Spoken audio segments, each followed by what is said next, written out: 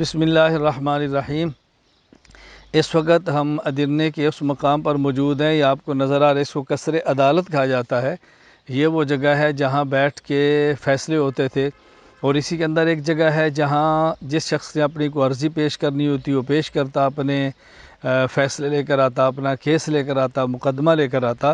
اور اسی میں ایک طرف جگہ ہوتی تھی جہاں وہ لوگ جو سزائے موت پاتے اور ان کے سر قلم کر دیے جاتے، ان کے سر قلم کر کے ایک طرف رکھے جاتے۔ ایک بہت اہم بات، یہ جو قصر عدالت ہے، سلیمان القانونی اس نے یہیں بیٹھ کے سلطنت کے قوانین لکھے تھے اور مرتب کیے تھے، باقاعدہ جو قانونی شکل دی وہ اسی کے اندر بیٹھ کے دی۔ اس کے بعد پھر وہ سلطان بنے اور خلیفہ بنے، تو انہوں نے سلطان سلیمان قانونی نے یہیں بیٹھ کے سلطنت کے قوانین مرتب کیے اور تحریر کیے۔ یہ قصر عدالت ہے، اور اس کے پیچھے آپ کو نظر آ رہا ہوگا کھنڈرات میں بدلا ہوا محل۔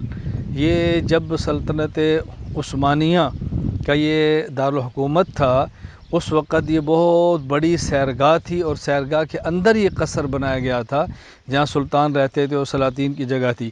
تقریباً 1718 کے بعد سے یہ خالی پڑا ہوا ہے، غیر آباد ہے۔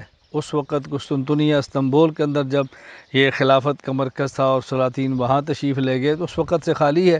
اس پر روس بھی حملہ آور ہوا ہے، زلزلہ بھی آیا ہے اور آگ بھی لگی ہے، تو غیر آباد ہے۔ اب ہر اندر اس کے کام شروع ہے، اس کی دوبارہ تعمیر نو کے حساب سے۔ تو یہ قصر عدالت ہے، اور پیچھے بہت بڑا محل تھا قدیم، بعد میں قصر عدالت کو بھی اسی محل کا حصہ بنا دیا گیا۔ تو اس وقت جہاں موجود ہے یہ سیرگاہ ہے قدیم، اور اب لوگ آتے ہیں اس کو دیکھتے ہیں۔ اور یہاں بہت بڑا ایک اسٹیڈیم ہے، یہاں زیادہ تر یعنی یوں سمجھیں کہ جیسے پہلوانوں کشتیاں، اور اس کے لیے جگہ یہاں پر بنی ہے، اور اسٹیڈیم ہے ہمارے ساتھ بہت بڑا۔